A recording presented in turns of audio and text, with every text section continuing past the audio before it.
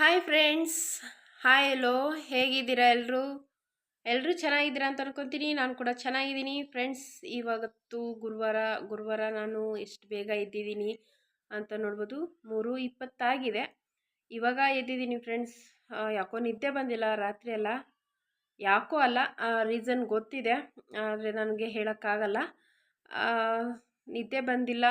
ಸ್ವಲ್ಪ ಮನಸ್ಸಿಗೂ ಸಹ ಬೇಜಾರಾಗಿದೆ. ಕೆಲವೊಂದು ಘಟನೆಗಳೆಲ್ಲ ಕೇಳಿ ನೋಡಿ ಎಲ್ಲ ಬೇಜಾರಾಗಿದೆ. ಅದಕ್ಕೆ ನಿದ್ದೆ ಮಾಡಿಲ್ಲ.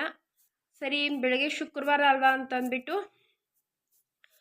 ನನ್ನ ಶುಕ್ರವಾರ ದಿನಚರಿ ನಿಮ್ಮ ಹತ್ರ ಶೇರ್ ಮಾಡ್ಕೊಳ್ಳೋಣ ಅಂತ.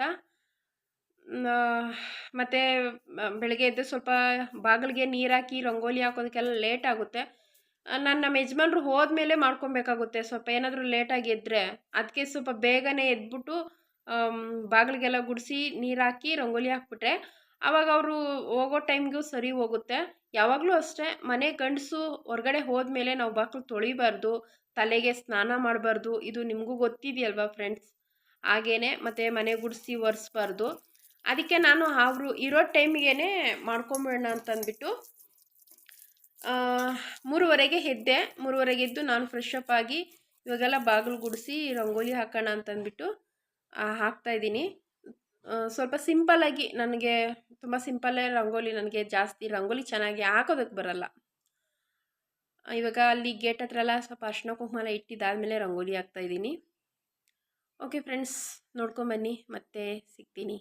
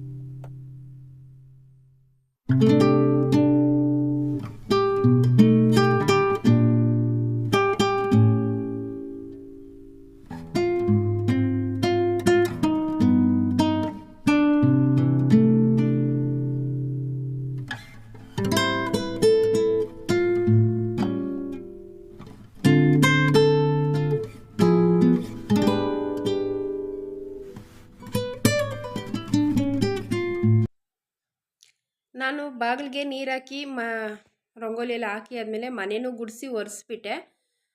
ಮನೆ ಗುಡಿಸಿ ಒರೆಸಿದ್ನ ನಿಮ್ಮ ಹತ್ರ ಶೇರ್ ಮಾಡ್ಕೊಂಡಿಲ್ಲ. ಮತ್ತು ಅಷ್ಟಾದಮೇಲೆ ಸ್ವಲ್ಪ ಹೊತ್ತು ಕೆಲಸ ಏನೂ ಮಾಡೋಕ್ಕೋಗಿಲ್ಲ. ಸ್ವಲ್ಪ ಕೆಲವೊಂದು ವಿಷಯಗಳನ್ನ ಮನ್ಸಿಗೆ ಹಚ್ಕೊಂಡ್ರೆ ಹಾಗೆ ಆಗುತ್ತೆ ಫ್ರೆಂಡ್ಸ್. ಕೆಲಸ ಮಾಡೋಕ್ಕೂ ಇಂಟ್ರೆಸ್ಟ್ ಇರಲ್ಲ, ಏನು ಮಾಡೋದಕ್ಕೂ ಇಂಟ್ರೆಸ್ಟ್ ಇರಲ್ಲ. ಈಗ ನೋಡಿ, ನಾನು ಟಿಫನ್ಗೆ ನಮ್ಮ ಯಜಮಾನ್ರು ಹೋಗೋ ಟೈಮ್ಗೆ ಟಿಫನ್ ಎಲ್ಲ ಮಾಡಬೇಕು. ನಾನು ಆಗ್ಲೇ ಕೆಲಸ ಎಲ್ಲ ಚೆನ್ನಾಗಿ ನೀಟಾಗಿ ಮಾಡಿಕೊಂಡು ಇದ್ದಿದ್ರೆ ಪೂಜೆನೂ ಸಹ ಮುಗ್ದೋಗ್ತಿತ್ತು. ಬಟ್ ನನ್ನ ಕೈಲಿ ಮಾಡೋಕ್ಕಾಗಿಲ್ಲ. ಸರಿ ಅಂತಂದ್ಬಿಟ್ಟು ಇವಾಗ ಟಿಫನ್ಗೆ ರೆಡಿ ಮಾಡ್ಕೊತಾ ಇದ್ದೀನಿ. ಟಿಫನ್ ಬಂದು ದೋಸೆ ಹಿಟ್ಟಿತ್ತು, ಮೊನ್ನೆ ದೋಸೆ ಮಾಡಿದ್ನಲ್ಲ ಅದ್ರದ್ದೇ ಸ್ವಲ್ಪ ಹಸಿಟ್ಟಿದೆ. ಅದ್ರ ಜೊತೆಗೆ ಸ್ವಲ್ಪ ರವೆ ಹಾಕಿಬಿಟ್ಟು ಪಡ್ಡು ಮಾಡೋಣ ಅಂತಂದ್ಬಿಟ್ಟು ಆ ದೋಸೆ ಹಿಟ್ಟಿಗೆ ರವೆ ಹಾಕಿ ಮಿಕ್ಸ್ ಮಾಡಿ ಇಟ್ಟಿದ್ದೀನಿ. ಅದು ನೆನೀತಾ ಇದೆ. ಮತ್ತು ಇಲ್ಲಿ ನಾನು ಪಡ್ಡುಗೆ ಏನೇನು ಬೇಕೋ ಅದೆಲ್ಲ ರೆಡಿ ಮಾಡ್ಕೊತಾ ಇದ್ದೀನಿ. ಒಂದು 4-5 ಈರುಳ್ಳಿ, ಚಿಕ್ಕ ಚಿಕ್ಕ ಈರುಳ್ಳಿ ಇದ್ವು, ಎಲ್ಲ ಚಿಕ್ಕ ಚಿಕ್ಕದೇ, ಅದನ್ನೆಲ್ಲ ಕಟ್ ಮಾಡ್ಕೊಂಡಿದ್ದೀನಿ. ಚಿಕ್ಕ ಚಿಕ್ಕದಾಗಿ ಕಟ್ ಮಾಡಿಕೊಂಡು ಮತ್ತು ಕ್ಯಾರೆಟು ತುರಿದಿಟ್ಕೊಂಡಿದ್ದೀನಿ.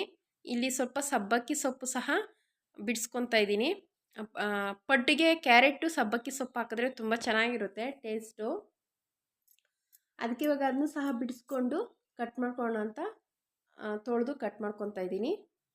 ಸ್ವಲ್ಪನೇ ಮಾಡ್ತಾ ಇರೋದು, ಜಾಸ್ತಿ ಮಾಡ್ತಾಯಿಲ್ಲ. ದೋಸೆ ಹಿಟ್ಟಿಟ್ಟು ಅದು ಸಹ ಸ್ವಲ್ಪನೇ ಇತ್ತು.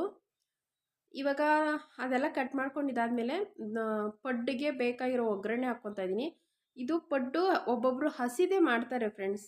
ಆದರೆ ನನಗೆ ಒಗ್ಗರಣೆ ಈ ಕಡಲೆಬೇಳೆ ಇದೆಯಲ್ಲ, ಆ ಕಡಲೆಬೇಳೆನ ಸ್ವಲ್ಪ ಕ್ರಿಸ್ಪಿಯಾಗಿ ಫ್ರೈ ಮಾಡಿಕೊಂಡ್ರೆ ಚೆನ್ನಾಗಿರುತ್ತೆ.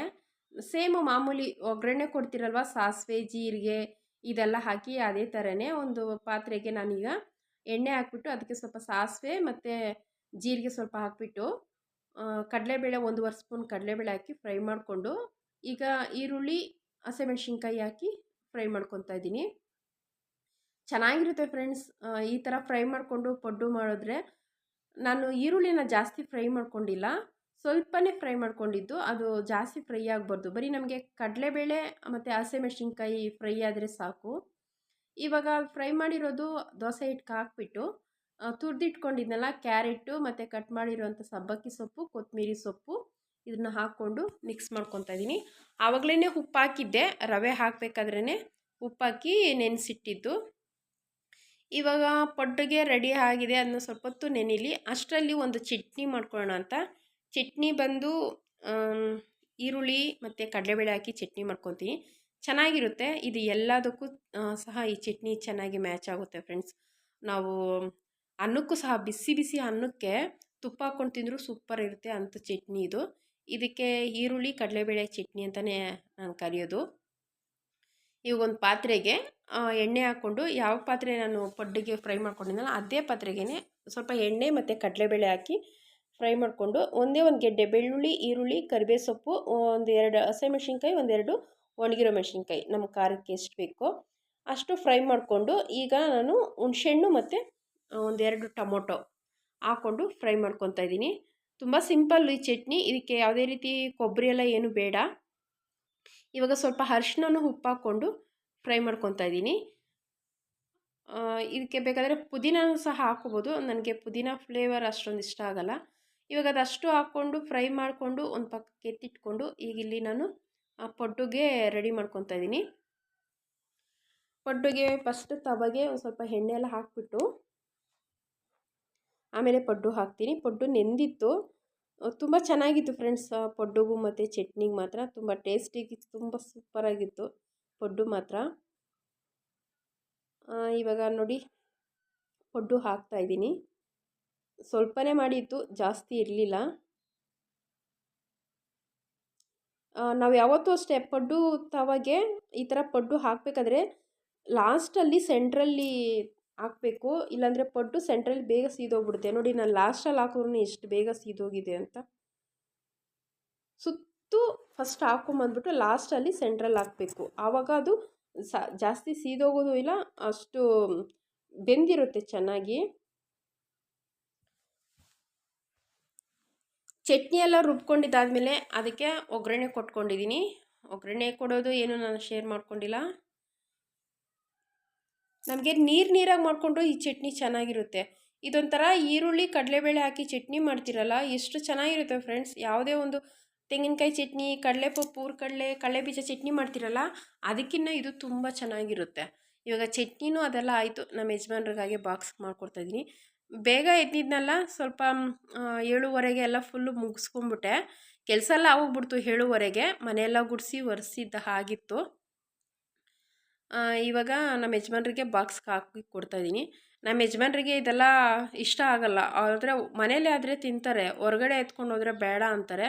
ಆದರೆ ನನಗೆ ಹೊರಗಡೆ ಬೇಡ, ಮುದ್ದೆ ಮಾಡಿಕೊಡೋದು, ಮುದ್ದೆ ಎತ್ಕೊಂಡು ಹೋದರೆ ಪಾಪ ಹಾರ್ಕೊಂಡಿರುತ್ತೆ ಫ್ರೆಂಡ್ಸ್ ಮಧ್ಯಾಹ್ನದಷ್ಟೊತ್ತಿಗೆ. ಅದಕ್ಕೆ ಬೇಡ, ಇದೇ ತೊಗೊಂಡೋಗು ಅಂತ ಹೇಳಿದೆ. ಸರಿ ಏನೋ ಮಾಡಮ್ಮ ಅಂತಂದರು. ಮತ್ತು ಹಾಗೆ ಒಂದು ಸೌತೆಕಾಯಿನೂ ಸಹ ಕಟ್ ಮಾಡಿ ಹಾಕಿದ್ದೀನಿ. ಇವಾಗ ಸೌತೆಕಾಯಿ ಈ ಬೇಸಿಗೆ ಕಾಲದಲ್ಲಿ ಸೌತೆಕಾಯಿ ತಿಂದರೆ ಒಳ್ಳೆಯದೇ ಅಲ್ವಾ. ನಮಗೆ ನೀರು ದಾವರನೂ ಜಾಸ್ತಿ ಆಗೋದಿಲ್ಲ ಸೌತೆಕಾಯಿ ತಿಂದರೆ. ಇವಾಗ ಬಾಕ್ಸ್ಗೆಲ್ಲ ಹಾಕಿ ಅವ್ರಿಗೆ ಬ್ಯಾಗು ಸಹ ಹಾಕಿಡ್ತಾ ಇದ್ದೀನಿ. ಅವ್ರಿಗೂ ಸಹ ಹಾಗೆ ಟಿಫನ್ ಹಾಕ್ಕೊಡ್ತಾ ಇದ್ದೀನಿ.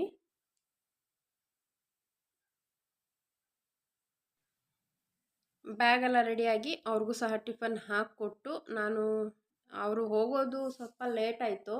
ಅಂದರೆ ನಾನು ಬೇಗ ಎಲ್ಲ ಮುಗಿಸ್ಕೊಂಡಿದ್ನಲ್ಲ, ಅದಕ್ಕೆ. ಹಾಗೆ ಅವ್ರಿಗೆ ಒಂದು ಗ್ಲಾಸ್ ಕಾಫಿ ಸಹ ಕೊಟ್ಟೆ. ಕಾಫಿ ನನಗೆ ಇವಾಗ ಬೇಡ ಅಂತ ಅನಿಸ್ತು, ಆದರೆ ನಮ್ಮ ಯಜಮಾನ್ರು ಒಂದು ಕಪ್ ಕಾಫಿ ಇಡು, ಚೆನ್ನಾಗಿರುತ್ತೆ. ಇದಕ್ಕೆ ಖಾರವಾಗಿರುತ್ತೆ. ಕಾಫಿನೂ ಸಹ ಸ್ಟ್ರಾಂಗ್ ಆಗಿರಬೇಕು ಅಂದರು. ಅದಕ್ಕೆ ಒಂದು ಗ್ಲಾಸ್ ಕಾಫಿ ಕೊಟ್ಟು ಟಿಫನ್ ಸಹ ಮಾಡಿಕೊಟ್ಟೆ.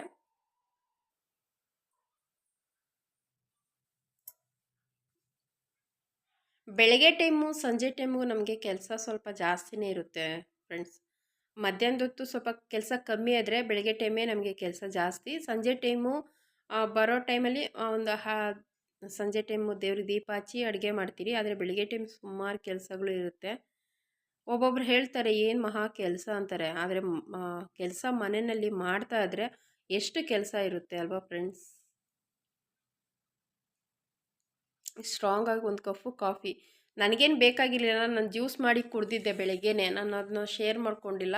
ಆದರೆ ನಮ್ಮ ಯಜಮಾನ್ರು ಇಡು ಒಂದು ಗ್ಲಾಸು ಅಂತಂದರು. ಈಗ ಬೇಸಿಗೆ ಕಾಲ ಅಲ್ವಾ, ಕಾಫಿ ಟೀ ಅಷ್ಟೊಂದು ಬೇಡ ನನಗೆ. ಅಭ್ಯಾಸ ತಪ್ಪೋಯ್ತು ಫ್ರೆಂಡ್ಸ್ ಕಾಫಿ ಟೀ ಅಭ್ಯಾಸ. ಅದೇನಿದ್ರು ಚಳಿಗಾಲಕ್ಕೇ ನನಗೆ ಇಷ್ಟ. ಚಳಿಗಾಲದಲ್ಲೇ ಕುಡಿಬೇಕು ಅಂತ ಅನಿಸೋದು. ನಮ್ಮ ಯಜಮಾನ್ರನ್ನ ನೋಡ್ತಾ ಇದ್ದೆ, ನಿನ್ನಿಂದನೇ ಕಾಫಿ ಇಟ್ಟಿದ್ದು ಅಂದರೆ ಪರವಾಗಿಲ್ಲ ಬಿಡು ಏನೂ ಆಗಲ್ಲ ಅಂತ ಇದ್ರು. ಅವ್ರಿಗೆ ಕಾಫಿ ಅವರು ಜಾಸ್ತಿ ಕುಡಿಯಲ್ಲ. ಏನೋ ಅದು ಪಡ್ಡು ಚಟ್ನಿ ಚೆನ್ನಾಗಿತ್ತಂತೆ, ಅದ್ರ ಜೊತೆ ಕಾಫಿ ಕುಡಿಬೇಕು ಅಂತ ಅನಿಸ್ತಂತೆ ಅವ್ರಿಗೆ. ಸರಿ ಅಂದ್ಬಿಟ್ಟು ಮಾಡಿಕೊಟ್ಟೆ. ಹಾಗೆ ನಾನು ಸ್ವಲ್ಪ ಪಡ್ಡು ಚಟ್ನಿ ತಿಂದ್ಬಿಟ್ಟು ಕಾಫಿ ಕುಡಿದೆ.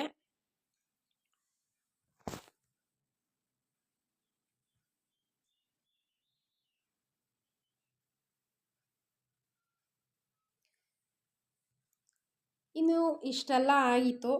ನಮ್ಮ ಯಜಮಾನ್ರು ಸಹ ರೆಡಿಯಾಗಿದ್ದರು. ಅವ್ರು ಇನ್ನೂ ಹೋಗಿರಲಿಲ್ಲ. ನಾನಿನ್ನು ಬೇಗ ಎದ್ದು ಬಾಗಿಲೆಲ್ಲ ಗುಡಿಸಿ ರಂಗೋಲಿ ಹಾಕಿದ್ನಲ್ಲ ನೋಡಿ. ಸಿಂಪಲ್ಲಾಗಿ ಈ ಥರ ರಂಗೋಲಿ ಹಾಕ್ಕೊಂಡಿದ್ದೀನಿ ಮನೆ ಮುಂದೆ. ತುಂಬ ಸಿಂಪಲ್ಲಾಗಿ ನನಗೆ ತುಂಬ ಚೆನ್ನಾಗಿ ರಂಗೋಲಿ ಎಲ್ಲ ಹಾಕೋದಕ್ಕೆ ಬರೋದಿಲ್ಲ.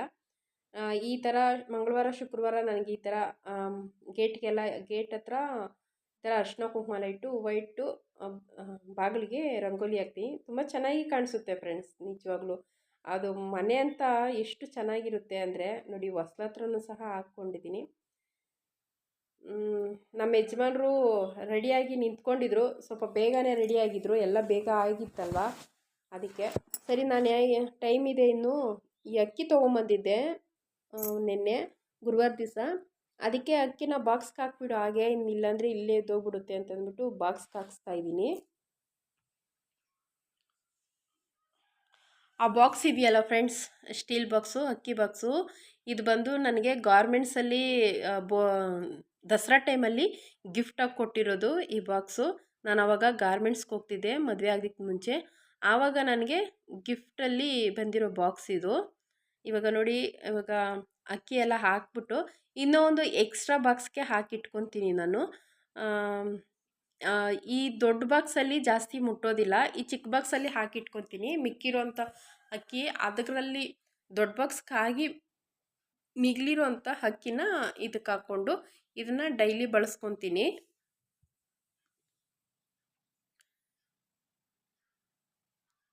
ಹಳೆ ಅಕ್ಕಿ ಸ್ವಲ್ಪ ಇತ್ತು, ಅದನ್ನು ತೆಗೆದು ಬೇರೆ ಬಾಕ್ಸ್ಗೆ ಹಾಕಿಬಿಟ್ಟು ಇವಾಗ ನಾನು ಇದನ್ನೆಲ್ಲ ಹಾಗೆ ಅಡುಗೆ ಮನೆಯಲ್ಲಿ ಎತ್ತಿಟ್ಬಿಡೋಣ ಅಂತಂದ್ಬಿಟ್ಟು. ಕೆಳಗಡೆ ಎಲ್ಲ ತುಂಬ ಚೆಲ್ಲೋಗ್ಬಿಟ್ಟಿತ್ತು ಫ್ರೆಂಡ್ಸ್ ಅಕ್ಕಿ. ಒಂದೊಂದು ಕಾಳು ತುಂಬ ಮುಖ್ಯ ಅಲ್ವಾ ಫ್ರೆಂಡ್ಸ್ ಅಕ್ಕಿನ. ಮತ್ತು ಪರ್ಕೆನಲ್ಲಿ ಗುಡಿಸ್ಬಾರ್ದು. ಅದಕ್ಕೆ ಕೆಳಗಡೆ ಬಿದ್ದಿರೋಂಥ ಅಕ್ಕಿಗಳನ್ನೆಲ್ಲ ಹಾಯ್ಕೊತಾ ಇದ್ದೀನಿ, ಒಂದೊಂದು ಕಾಳೇನೆ ಬಿಡ್ದಿರ. ಅಕ್ಕಿನ ನಾನು ಯಾವತ್ತೂ ಅಷ್ಟೇ, ಈ ಅಕ್ಕಿ ಅಂತಲೇ ಅಲ್ಲ, ಸೊಸೈಟಿನಲ್ಲಿ ಬರುತ್ತಲ್ಲ ರೇಷನ್ ಅಕ್ಕಿ, ಅದು ಸಹ ನಾನು ಕೆಳಗಡೆ ಅದನ್ನ ಗುಡಿಸೋದಕ್ಕೆ ಹೋಗಲ್ಲ. ಈ ಥರ ಎಲ್ಲ ಒಂದೊಂದು ಕಾಳೆನೆ ತೆಗೆದು ಬಾಕ್ಸ್ಗೆ ಹಾಕ್ಕೊತೀನಿ. ಈಗ ನಮ್ಮ ಯಜಮಾನ್ರು ಸಹ ಹೋಗ್ತಾ ಇದ್ದಾರೆ ಕೆಲಸಕ್ಕೆ.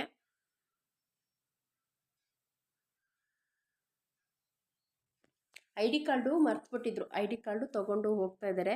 ಮೊನ್ನೆ ಒಂದು ಸರಿ ಮರ್ತುಬಿಟ್ಟಿದ್ರು ಫ್ರೆಂಡ್ಸ್ ID ಕಾರ್ಡು, ಹಾಗೆ ಹೋಗ್ಬಿಟ್ಟಿದ್ದಾರೆ. ಅಲ್ಲೋದ್ಮೇಲೆ ID ಕಾರ್ಡು ನೆನಪಾಯ್ತಂತೆ. ಅದಕ್ಕೆ ಇವಾಗ ಹೋಗಿ ಮತ್ತೆ ತೊಗೊಂಡು ಹೋಗ್ತಾ ಇದ್ದಾರೆ. ಅವ್ರಿಗೆ ಗಾಡಿ ಕಲ್ತಿದ್ರೆ ಚೆನ್ನಾಗಿರ್ತಾಯಿತ್ತು ಫ್ರೆಂಡ್ಸ್. ಗಾಡಿ ಅವ್ರಿಗೆ ಓಡಿಸ್ಬೇಕಂದ್ರೇ ಭಯ ಅಂತೆ. ಸುಮ್ಮನೆ ಯಾಕೆ ಅವ್ರಿಗೆ ಹೇಳಿ ಓಡಿಸಲ್ಲ ಕಲಿ ಅಂತ ಹೇಳೋದು. ಅದಕ್ಕೆ ನಾನೇನು ಹೇಳೋಕ್ಕೆ ಹೋಗಿಲ್ಲ. ಬೇಡ ಬಿಡಿ ಫ್ರೆಂಡ್ಸ್, ಗಾಡಿ ಅವ್ರಿಗೆ ಇಷ್ಟ ಇದ್ದರೆ ಕಲಿತಾರೆ, ಇಲ್ಲಾಂದರೆ ಇಲ್ಲ. ನನಗಂತೂ ಅದ್ರ ಇದೇ ಇಲ್ಲ. ಎಲ್ಲನೂ ಹೋಗಲಿ ಅಂತ ಸುಮ್ಮನೆ ಆಗ್ಬಿಟ್ಟಿದ್ದೀನಿ. ಇನ್ನು ಅವ್ರು ಹೋದ್ಮೇಲೆ ನಾನೆಲ್ಲ ಮನೆಯೆಲ್ಲ ಬೆಳಗ್ಗೆನೇ ಒರೆಸಿದ್ದೆ. ಈಗ ಅಡುಗೆ ಮನೆಯೆಲ್ಲ ಸ್ವಲ್ಪ ಕ್ಲೀನ್ ಮಾಡಿಕೊಂಡು ಸ್ಟೌವ್ಗೆಲ್ಲ ಸ್ವಲ್ಪ ಅರಿಶಿನ ಕುಂಕುಮ ಇಡಬೇಕಾಗಿತ್ತು. ಅರಿಶಿನ ಕುಂಕುಮ ಎಲ್ಲ ಇಟ್ಟು ಮತ್ತು ನಾನು ಸ್ನಾನ ಮಾಡಿಕೊಂಡು ದೇವ್ರಿಗೆ ಪೂಜೆ ಮಾಡ್ತಾಯಿದ್ದೀನಿ. ದೇವ್ರಿಗೆ ಪೂಜೆ ಮಾಡಿದೆ, ಬಟ್ ನನಗೆ ಒಂದು ಸಮಾಧಾನವೂ ಆಯಿತು. ನನ್ನ ಮನಸ್ಸಲ್ಲಿ ಏನೋ ಒಂದು ಯೋಚನೆ ಇತ್ತು. ಆ ಯೋಚನೆಗೆ ಫಲ ಸಿಕ್ತು ಅಂತ ಅನಿಸುತ್ತೆ ನನ್ನ ಬೇಡಿಕೆಗೆ. ಅದು ಏನು ಯೋಚನೆ ಅಂದರೆ ನಾನು ಡೈರೆಕ್ಟಾಗಿ ಹೇಳೋಕ್ಕಾಗಲ್ಲ. ನನಗೂ ಸ್ವಲ್ಪ ಭಯ ಇದೆ, ಹೇಳೋದಕ್ಕಾಗಲ್ಲ. ಆದರೆ ನಿಜ ಹೇಳ್ಬೇಕಂದ್ರೆ ಆ ದೇವರು ಅವ್ರಿಗೆ ನ್ಯಾಯ ಸಿಕ್ಕಲಿ, ಅವರಿಗೆ ಅವರ ಆತ್ಮಕ್ಕೆ ಶಾಂತಿ ಸಿಗಲಿ ಅಂತ ಕೇಳ್ಕೊತೀನಿ ಅಷ್ಟೇ ಫ್ರೆಂಡ್ಸ್. ತುಂಬ ಬೇಜಾರಾಯಿತು ಅದನ್ನು, ಆ ವಿಷಯನ ಕೇಳಿ. ಇನ್ನು ಇದ್ರ ಬಗ್ಗೆ ನನಗೆ ಹೆಚ್ಚಿಗೆ ಏನು ಮಾತಾಡೋಕ್ಕೆ ಆಗಲ್ಲ, ಹಾಗಾಗಿ. ಆದರೆ ನೀವೇ ನೋಡಿ, ನಾನು ಆ ವಿಷಯನ ಮನಸ್ಸಲ್ಲಿಟ್ಕೊಂಡು ನಾನು ಪೂಜೆ ಮಾಡಿದೆ. ನಾನು ಹೇಳೋದಿಲ್ಲ, ಆದರೆ ನೀವು ನಾನು ಈ ಪೂಜೆ ಮಾಡ್ತಾ ನಿಮಗೆ ಅರ್ಥ ಆಗುತ್ತೆ. ದೇವರು ನನಗೆ ನಮ್ಮನೆ ದೇವಿ ಯಲ್ಲಮ್ಮ ದೇವಿ ನನಗೆ ಪ್ರಸಾದ ಕೊಟ್ಟಳು. ನಾನು ಅದನ್ನ ಮನಸ್ಸಲ್ಲಿ ಇಟ್ಕೊಂಡು ಪೂಜೆ ಮಾಡಿದ್ದಕ್ಕೆ ಈ ವಿಡಿಯೋನ ಹಾಗೆ ನೋಡಿ, ಫುಲ್ಲು ನೋಡಿ, ನಿಮಗೆ ಗೊತ್ತಾಗುತ್ತೆ. ನಾನಿವಾಗ ಪೂಜೆಗೆಲ್ಲ ರೆಡಿ ಮಾಡ್ಕೊತಾ ಇದ್ದೀನಿ. 15 ದಿವಸಕ್ಕೊಂದ್ಸರಿ ನಾನು ಕಳಶ ಎಲ್ಲ ತೆಗಿಯೋದು, ಪದೇ ಪದೇ ಎಲ್ಲ ತೆಗಿಯೋದಿಲ್ಲ. ಆದರೆ ದೀಪಗಳು ಮಾತ್ರ ತೊಳೆದು ನಾನು ಅರಿಶಿನ ಕುಂಕುಮ ಇಟ್ಟು ಈಗ ಹೂವು ಎಲ್ಲ ಇಡ್ತಾ ಇದ್ದೀನಿ. ಶುಕ್ರವಾರ ಮಂಗಳವಾರ ಬಂದರೆ ಈ ಥರ ಪೂಜೆ ಮಾಡಿಕೊಂಡ್ರೆ ನಮ್ಮ ಮನೆಯಲ್ಲಿ ನಮ್ಮ ಮನಸ್ಸಿಗೆ ಎಷ್ಟು ಖುಷಿ ಅಲ್ವಾ ಫ್ರೆಂಡ್ಸ್. ಏನೋ ಒಂಥರ ಪಾಸಿಟಿವ್ ಅಂತ ಅನಿಸುತ್ತೆ. ನಾನು ತುಂಬ ಸರಿ ನೋಡಿದ್ದೀನಿ. ನನಗೆ ಈ ಥರ ಮನೆಯಲ್ಲಿ ದೀಪ ಹಚ್ಚಿದ್ರೆ ನಾನು ಏನೋ ಒಂದು ದೇವಸ್ಥಾನದಲ್ಲೇ ಇದ್ದೀನೇನೋ ಅಂತ ಅನಿಸುತ್ತೆ. ನಾನೇ ಎಷ್ಟೋ ಸರಿ ನೋಡ್ಕೊಂಡು ಕೂತ್ಕೊತೀನಿ ದೇವ್ರನ್ನ. ನಾನು ನೋಡ್ತಾ ಇದ್ರೇನು ನೋಡ್ತಾನೇ ಇರಬೇಕು ಅಂತ ಅನಿಸುತ್ತೆ ಫ್ರೆಂಡ್ಸ್. ಕನಕಾಂಬರ ಹೂವು ನಮ್ಮ ಗಿಡದ್ದೇ ಸಿಕ್ಕಿತ್ತು. ಇನ್ನು ಶಾಮಂತಿಗೆ ಹೂವು ನಾನು ತೊಗೊಂಬಂದಿದ್ದೆ. ಅಂದರೆ ಗುರುವಾರ ದಿವಸ ನಾನು ಹೊರಗಡೆ ಹೋಗಿದ್ದೆ, ನಾನು ನಮ್ಮ ಯಜಮಾನ್ರು. ಆವಾಗ ತೊಗೊಂಬಂದಿದ್ದೆ. ಫ್ರೆಂಡ್ಸ್ ನೋಡಿ, ನಾನು ಏನು ಅಂದ್ಕೊಂಡು ನಾನು ದೇವಿಗೆ ಇವತ್ತು ಪೂಜೆ ಮಾಡಿದ್ನೋ ಮನೆಯಲ್ಲಿ, ನಿಜವಾಗ್ಲೂ ಅದು ನೆರವೇರುತ್ತೆ ಅಂತ ಅಂದ್ಕೊಂಡಿದ್ದೀನಿ. ಯಾಕೆಂದರೆ ನೀವೇ ನೋಡ್ಬೋದು, ದೇವಿ ಯಲ್ಲಮ್ಮನ ಫೋಟೋದಿಂದ ಬಲಗಡೆ ನನಗೆ ಹೂವು ಸಿಕ್ತು, ಪ್ರಸಾದ ಸಿಕ್ತು ಫ್ರೆಂಡ್ಸ್. ತುಂಬ ಖುಷಿ ಆಯಿತು. ಆದರೆ ನಾನು ಆಗಲೇ ಹೇಳಿದ್ನಲ್ಲ, ಅವ್ರ ಆತ್ಮಕ್ಕೆ ಶಾಂತಿ ಸಿಗಲಿ, ಅವರಿಗೆ ನ್ಯಾಯ ಸಿಕ್ಕಲಿ ಅಂತ ನಾನು ಕೇಳ್ಕೊತೀನಿ. ಇಷ್ಟು ಮಾತ್ರ ಕೇಳ್ಕೊಳಕ್ಕೆ ಇಷ್ಟಪಡ್ತೀನಿ. ತುಂಬ ಖುಷಿ ಆಯಿತು ಅಷ್ಟೇ ಫ್ರೆಂಡ್ಸ್, ತುಂಬಾ ಖುಷಿ ಆಯಿತು. ಆದಷ್ಟು ಬೇಗ ಅವರ ಆತ್ಮಕ್ಕೆ ಶಾಂತಿ ಸಿಕ್ಕಿ ಅವ್ರಿಗೆ ಒಂದು ನ್ಯಾಯ ಸಿಕ್ಕಲಿ. ಅವರು ನೊಂದಿರೋ ಒಂದು ಮನಸ್ಸಿಗೆ ಒಂದು ನ್ಯಾಯ ಸಿಗಲೇಬೇಕು ಫ್ರೆಂಡ್ಸ್. ಓಕೆ, ಇವಾಗ ನಾನು ಪೂಜೆ ಎಲ್ಲ ಮುಗಿಸ್ಕೊತಾ ಇದ್ದೀನಿ. ಮತ್ತು ಇಷ್ಟೆಲ್ಲ ಆದಮೇಲೆ ನಾನು ಯಾವುದೇ ರೀತಿ ವೀಡಿಯೋಸ್ ಎಲ್ಲ ಏನೂ ಮಾಡೋದಕ್ಕೆ ಹೋಗಿಲ್ಲ. ಯಾಕಂತಂದರೆ ಅದು ವಿಡಿಯೋ ತುಂಬ ಲೆಂತ್ ಆಗುತ್ತೆ ಅಂತ ಬೆಳಗ್ಗೆಯಿಂದ ಅದೆಲ್ಲ ಶೇರ್ ಮಾಡ್ಕೊಂಡಿದ್ದೀನಲ್ಲ. ನಿಮಗೆ ವಿಡಿಯೋ ಏನಾದರೂ ಬೋರ್ ಅಂತ ಅನಿಸಿದ್ರೆ ದಯವಿಟ್ಟು ಕ್ಷಮಿಸಬೇಕು. ನಾವು ಮನೆಯಲ್ಲೇ ಇದ್ದೀರಲ್ವ, ಇನ್ನು ನಮಗೆ ಮನೆಯಲ್ಲಿ ಈ ಕೆಲಸ ಬಿಟ್ಟು ಬೇರೆ ಕೆಲಸ ಇರೋದಿಲ್ಲ. ನಾವು ಎನಿ ಟೈಮು ಮನೆಯಲ್ಲಿ ಈ ಕೆಲಸ ಎಲ್ಲ ಮಾಡ್ಕೊಬೇಕಾಗುತ್ತೆ. ಅದನ್ನೇ ನಿಮ್ಮ ಹತ್ರ ಶೇರ್ ಮಾಡ್ಕೊತಾ ಇದ್ದೀನಿ. ನೋಡಿ, ದೇವಿ ಪ್ರಸಾದ ನೀವೇ ನೋಡ್ತಾ ಇದ್ದೀರಲ್ಲ. ನಿಮಗೆ ಇದು ನಿಜ ಅಂತ ಅನಿಸಿದೆಯೋ ಇಲ್ಲೋ ಗೊತ್ತಿಲ್ಲ, ಬಟ್ ನನಗಂತೂ ನಿಜ ಅಂತ ಅನಿಸ್ತು. ನಿಮಗೂ ಅನಿಸುತ್ತೆ ಅಂದ್ಕೊತೀನಿ. ಯಾಕೆಂದರೆ ಅವರಿಗೆ ಅವರ ಆತ್ಮಕ್ಕೆ ಶಾಂತಿ ಸಿಕ್ಕಿ ಅವ್ರಿಗೆ ಒಂದು ನ್ಯಾಯ ಸಿಗಬೇಕು ಅಂತ ಅಷ್ಟೇ ಫ್ರೆಂಡ್ಸ್. ನಾನು ಜಾಸ್ತಿ ಏನು ಹೇಳೋದಕ್ಕಾಗಲ್ಲ, ಯಾಕಂದ್ರೆ ನನಗೂ ಸ್ವಲ್ಪ ಭಯ ಆಗ್ತದೆ. ಇದುವರೆಗೂ ಯಾರೂ ಯಾವ ಒಂದು ವಿಡಿಯೋದಲ್ಲೂ ಅದು ಆಗ್ತಿಲ್ಲ. ದೊಡ್ಡ ದೊಡ್ಡ ಯೂಟ್ಯೂಬರ್ ಅಷ್ಟೇ ಶೇರ್ ಮಾಡ್ಕೊತಾ ಇದ್ದಾರೆ. ಓಕೆ ಫ್ರೆಂಡ್ಸ್, ಇವತ್ತಿನ ಪೂಜೆ ಇದು ಇಷ್ಟ ಆಗಿತ್ತು. ನನ್ನ ಇವತ್ತಿನ ವಿಡಿಯೋನ ಇಲ್ಲಿಗೆ ಹೆಣ್ಣು ಮಾಡ್ತಾಯಿದ್ದೀನಿ ಫ್ರೆಂಡ್ಸ್. ಯಾರೆಲ್ಲ ನನ್ನ ವಿಡಿಯೋಸ್ ನೋಡ್ತಾ ಇದ್ದೀರೋ ತುಂಬ ತುಂಬ ಧನ್ಯವಾದ. ತುಂಬ ಖುಷಿ ಆಗುತ್ತೆ. ಕೆಲವರು ತುಂಬ ಸಪೋರ್ಟ್ ಮಾಡ್ತಾಯಿದ್ದಾರೆ. ಹಾಗೆ ಕೆಲವರಿಗೆ ನನ್ನ ವಿಡಿಯೋಸ್ ತುಂಬ ಇಷ್ಟ ಅಂತಲೂ ಸಹ ಹೇಳಿದ್ದಾರೆ. Thank you so much sisters. ನಿಮಗೆಲ್ಲ ತುಂಬ ತುಂಬ ಧನ್ಯವಾದ ಹೇಳ್ತಾ ಈ ವಿಡಿಯೋನ ಇಲ್ಲಿಗೆ ಹೆಣ್ಣು ಮಾಡ್ತಾಯಿದ್ದೀನಿ. ನನ್ನ ಹೊಸಬರು ಯಾರಾದರೂ ನನ್ನ ವಿಡಿಯೋಸ್ ನೋಡೋರು ಸಬ್ಸ್ಕ್ರೈಬ್ ಮಾಡಿಕೊಂಡು ನನ್ನ ವಿಡಿಯೋ ನೋಡಿ ನನಗೆ ಸಪೋರ್ಟ್ ಮಾಡಿ. ನಿಮ್ಮ ಸಪೋರ್ಟು ನನಗೆ ತುಂಬಾ ಮುಖ್ಯ ಅಂತ ಹೇಳ್ತಾ ಈ ವಿಡಿಯೋನ ಇಲ್ಲಿಗೆ ಹೆಣ್ಣು ಮಾಡ್ತಾಯಿದ್ದೀನಿ. ಬಾಯ್ ಫ್ರೆಂಡ್ಸ್, ಮತ್ತೊಂದು ವಿಡಿಯೋನಲ್ಲಿ ಸಿಗ್ತೀನಿ.